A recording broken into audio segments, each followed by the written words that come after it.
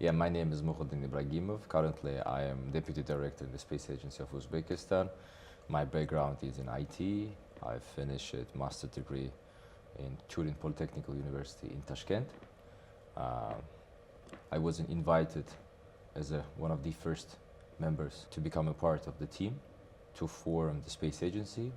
It happened right after the COVID, during summer of 2020. And from the summer of 2020, currently I'm working in this sector. Before this, I was working in telecommunication sector, in IT sector, in software development. For me, working in the space agency at the beginning was, of course, was a big question mark because I didn't have any background in the space. And secondly, I didn't have a clear understanding of what should the space agency in Uzbekistan be doing.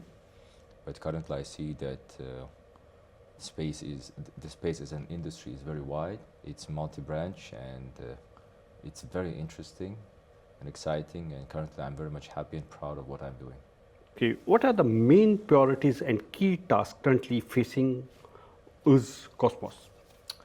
So the main priority and tasks currently are based on our vision and the strategy.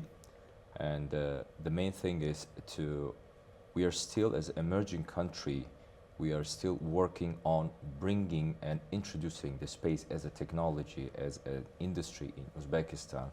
Because for us, space, if we do not consider that before, it's on the Soviet Union time, we had a very big and developed industry, but after the collapse of the Union, we lost much of it.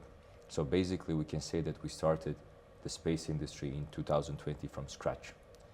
And for us currently, bringing the technologies and introducing them in different industrial sectors is the highest priority. We started with the remote sensing technology. We started with the telecommunication, with the navigation. One of our biggest, I would say, achievements would be introducing the remote sensing as a state space monitoring program, which is helping to different industries to extract analytics from the space images in a very short time for a very big areas. Uzbekistan is not a big country, but yet not a small country. So the space images are very helpful in agriculture, in geology, in land management and other sectors. The second, I would say, pillar would be the educational part, because we see that the space in many countries is becoming a very important and interesting factor of developing and I would say increasing the interest of the young people for the technology, for the engineering, let's say, subjects. And we see how we can introduce this, let's say, materials and subjects into our educational system. And we are starting from kindergarten, school, and introducing some stuff also for the university level. We are sending a lot of students outside. With the help of the government, we are fully financing the education for the space-related majorities. And I think that this is students which are going to bachelor and masters within the next couple of years are coming back and going to be becoming a fundamental, I would say, strong part of our space industry. The next pillar would be the international cooperation, because the space is about the international cooperation. There is no limits and borders in the space. And we see that without this international cooperation, what we already achieved wouldn't be possible. So for us, our international partners are crucial and very important. So who is the main partners actually? We are working equally with everybody. We are working with Asia, with Europe, with America. But of course, as the leading, I would say, technological or space countries, of course, USA, France, Germany, China, Japan, South Korea, India is also is doing a great pace in developing of the space industry. So we are pretty much working with everybody. Our main, I would say, goal is to see the applications which already succeeded in any country or region, and we are understanding if this is applicable to Uzbekistan and if this is bringing some benefit, would it be economical or social or in other means, and if this is so, we are very fast in, let's say, starting this, kicking off this project and implementing it in our country. Good. Okay, what major projects is Uzbekistan implementing to develop its space sector? So as I said, one of the main projects, I think our strategic project, is this state space monitoring program. So the idea of this program, and it's very much unique because it is very much useful for especially emerging countries. Because in emerging countries, you still need to understand what is happening in the country, because there is a lot of things you need to solve in the border things, in digitalization, in other means. And here space is becoming a very crucial and, most importantly, independent source of information. So what we did is that we've launched this program by the decree of the president, and we've brought it into the level of law of Uzbekistan. So by the law of Uzbekistan, this space monitoring program is to be used by different entities, ministries. So they are taking this information, would it be for the illegal actions, would it be for some other signals, and they are obliged to give a feedback in a certain level, in a certain time frame. So for example, if we are talking about, let's say, when there is a, right now it's a season of harvesting of the grain, and there is sometimes the farmers are burning the rest of the grain on the field, and this is actually has a very huge negative impact to the ecology. And here, the beauty of the space technology that we can detect this within 24 hours, give the signal to the ecological ministry, and they are going to that field and they're, let's say, taking actions towards the farmers. And this is a very small, simple example. But if we go in a wider range, in agriculture, we are fully monitoring all irrigated fields of Uzbekistan. We are doing, every year we're doing mapping. So we are, let's say, monitoring the existing areas of the agriculture. We are doing crop classifications. We know exactly what and where is growing, whether it be cotton, wheat, or other crops. We are doing constant monitoring of the vegetational status, because this is very important to know and to react on time for the agriculture.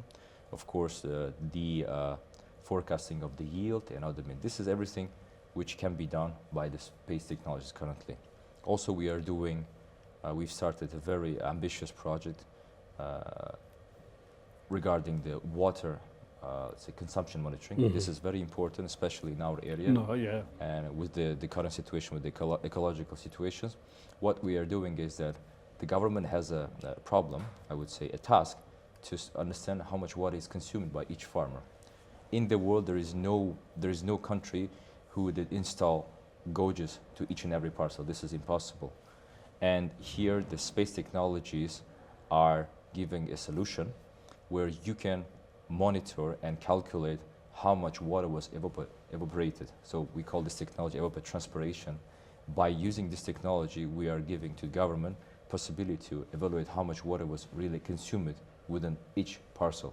Of course, there are some, I would say, mistakes, but generally this is giving a type of data which before was impossible to get.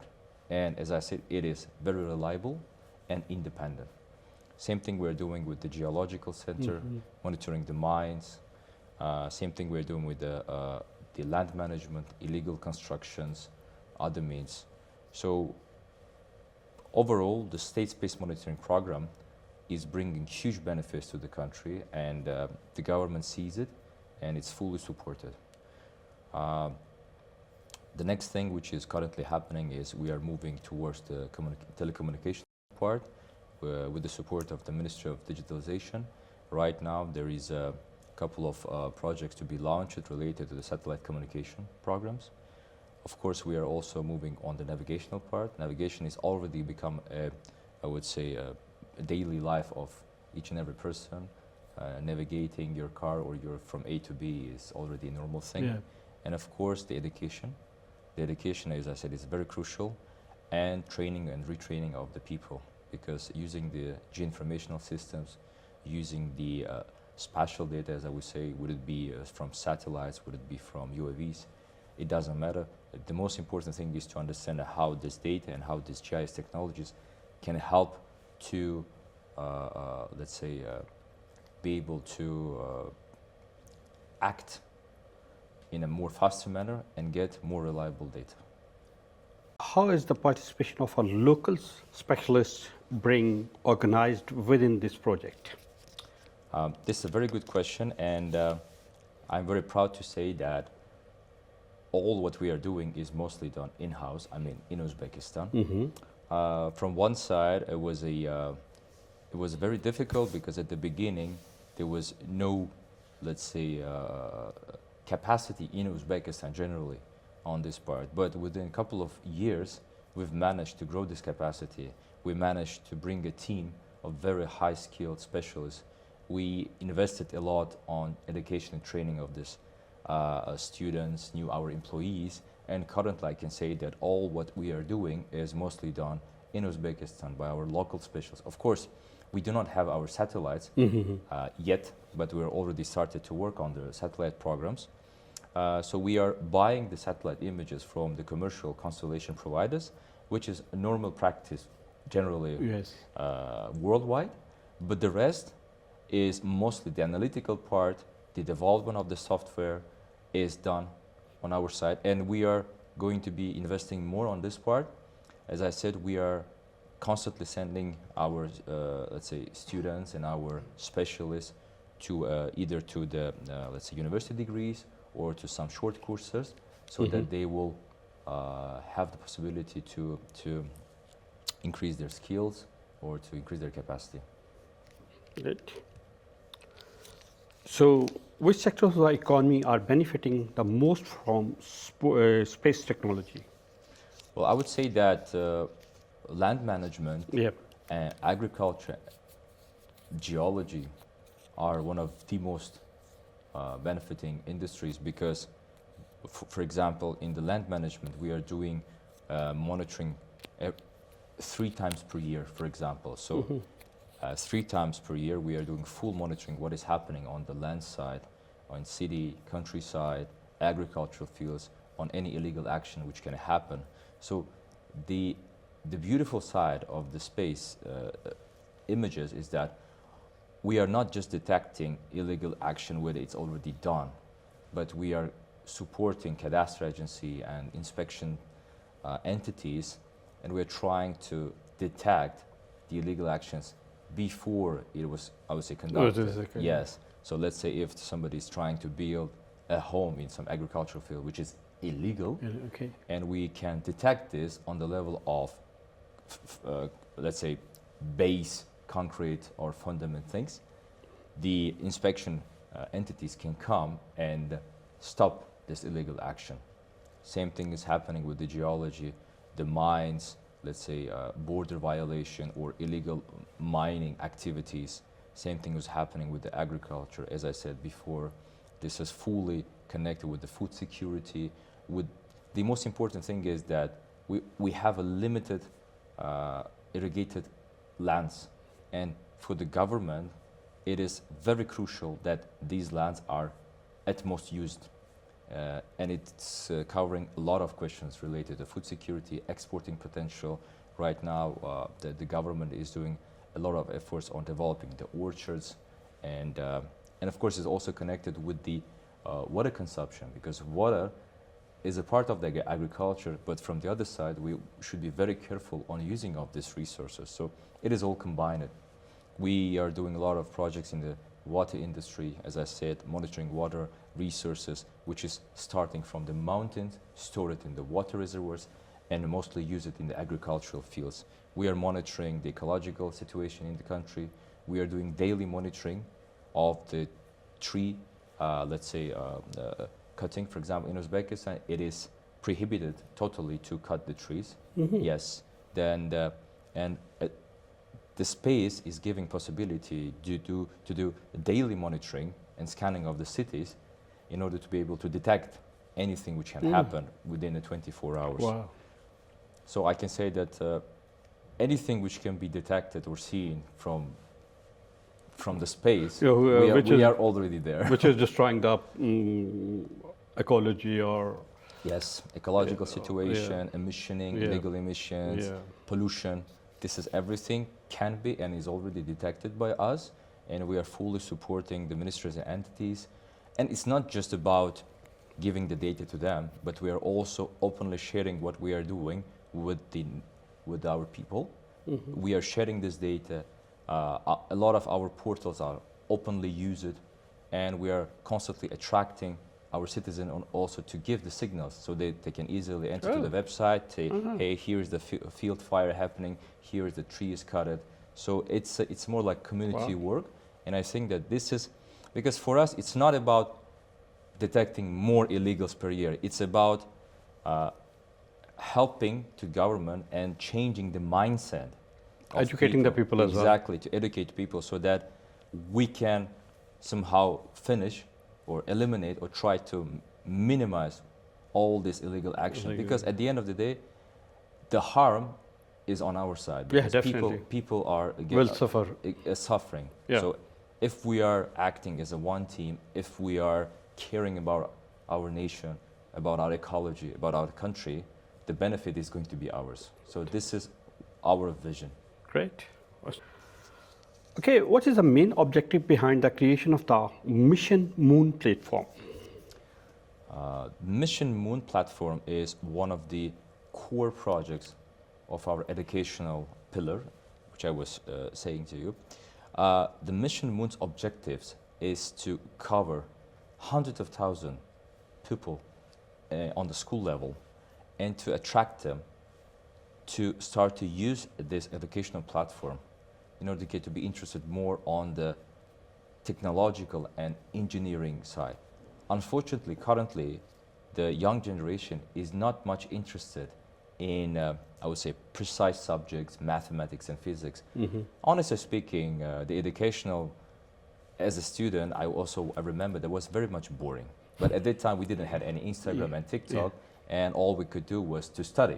Yes. Right now, there's a lot of things which can distract young people. So what we need to do is to change the way of approach to the education. And space is always very romantic. Yes. And when we are giving generally the basic subjects, but in totally different approach with the, I would say, with the elements of space, the young people are very much interested. We do understand how to keep their attention because, you know, right now the attention is about seconds. It's not even about the minutes. And when we are promising them that when you are in this program, when you are stepping with us and you are with us within this full year and you are gathering your points, and it's not just about reading the books or being on a website, because this platform is based on additional reality and virtual reality things, of course. And the main part is that by collecting all these points, and we connected these points to the steps, and the steps are equal to kilometers, and when they are finishing this 384,000 kilometers, it means that they have reached the moon with us, because the distance between Earth and the moon is actually 384,000 kilometers. At the end of this course, we are giving them a certificate that they're becoming the ambassadors of the Earth. It's not just about Uzbekistan or Central Asian region.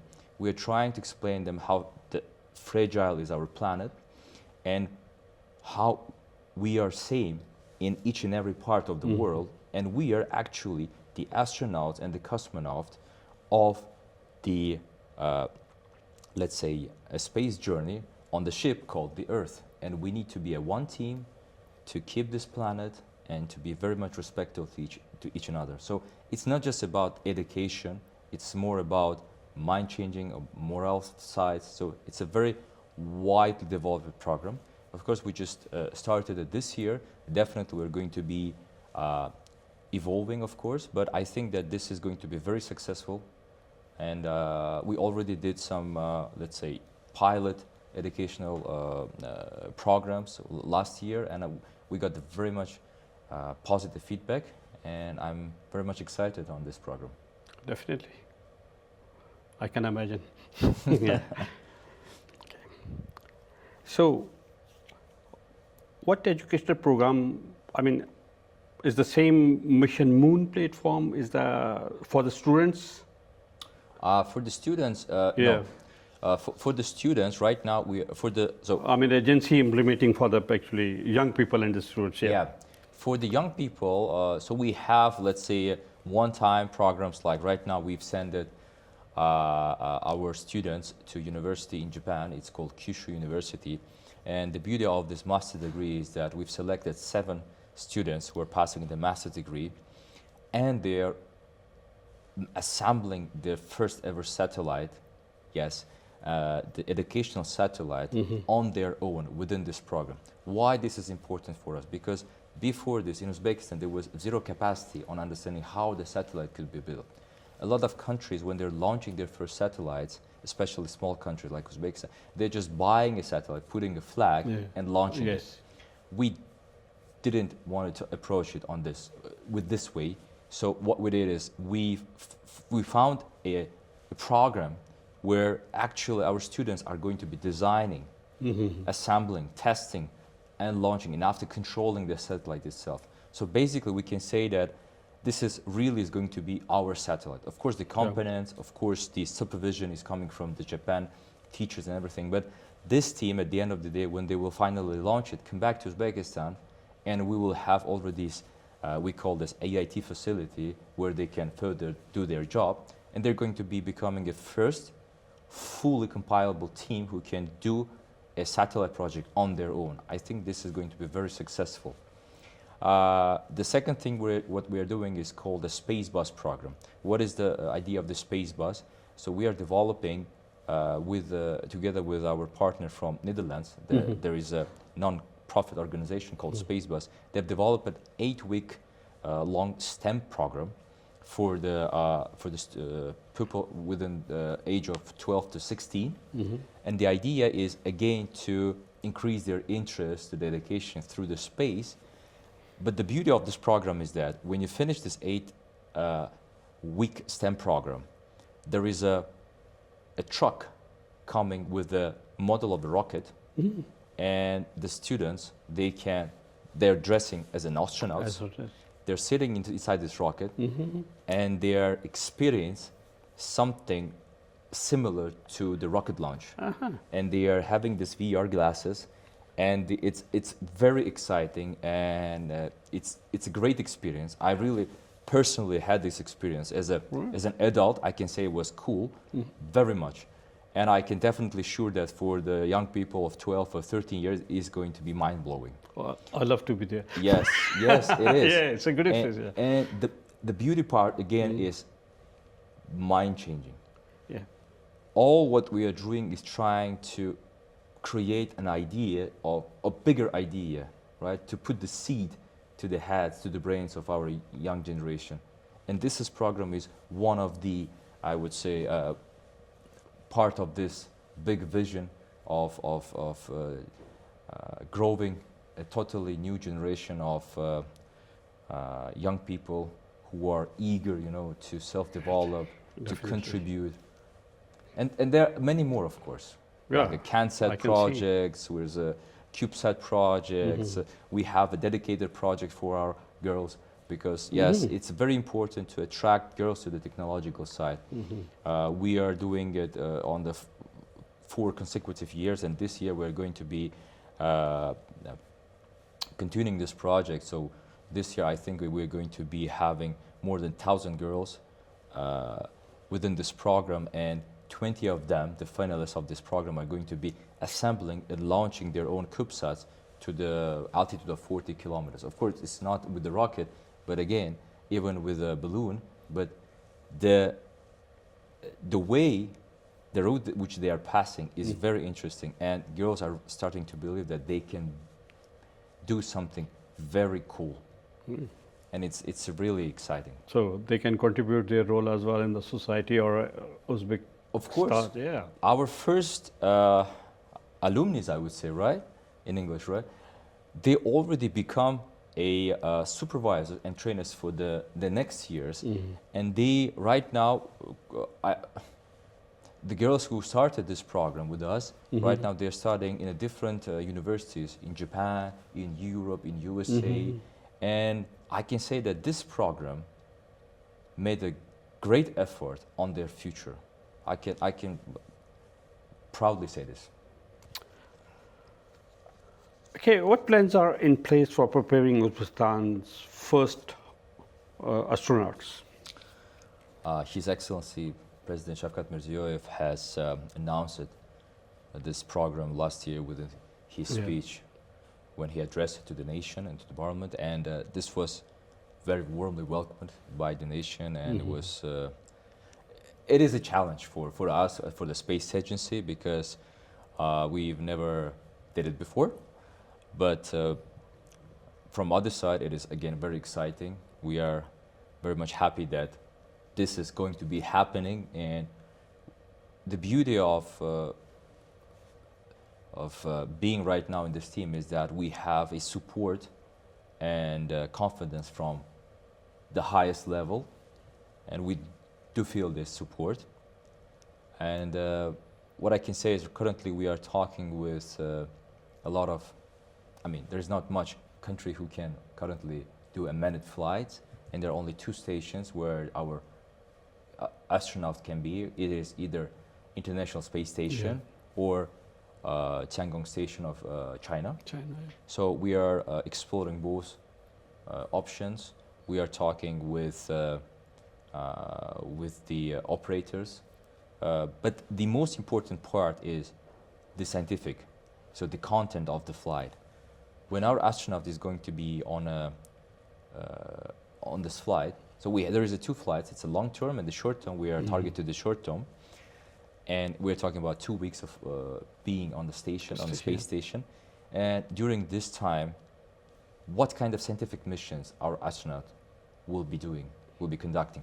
This is the most important part. And right now we are talking with our scientific society, with the universities, with the different ministries on how this, let's say, possibility, how we can use this possibility, how we can use this 2 weeks of time in zero gravity, because this is something you cannot do on the Earth. This is the reason why people always are flying to the space stations. This homework is done both with the local universities, and we are also inviting international universities and entities to bring their scientific missions to ours, because for some universities or countries, having their own astronaut could be difficult or expensive, for example. And we are open to support their initiatives, their scientific missions, because we have this guy and he's going to be flying. And why not to do something together?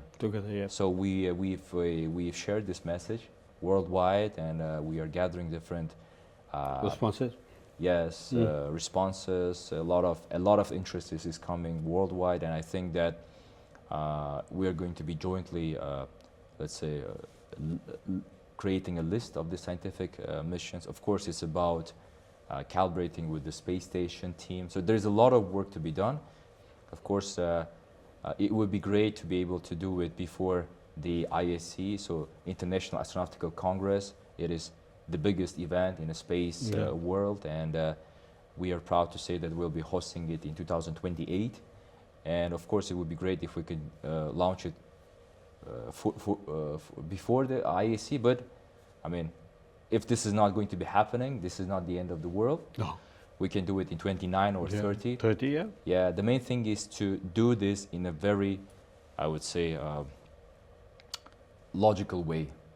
It's not about haste. It's not in a rush. To make it successful, actually. Exactly. It's the main project purpose. We want to make it as successful as possible, because depending on this success, we can say that how our manned mission's future is going to be. Because for us, we don't want to be limited on one astronaut. Yeah. We want to make it sequential.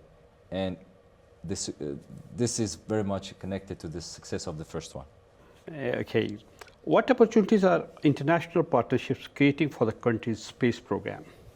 Oh, they're huge. One of them we just discussed it is Yes. as an astronaut mission. Yeah. Is one of the examples, Yeah. but I can definitely, for example, in a region-wide, for example, in the Central Asian region, right now, as we said, water is a big question, and right now we are working together with our Kazakh partners, with our Kyrgyzstan, Tajikistan, and Turkmenistan, and here joint monitoring water resources could be done using the space technology. One more, let's say, ongoing program right now is within the Turkic states. There is a Turkic organization. Yep.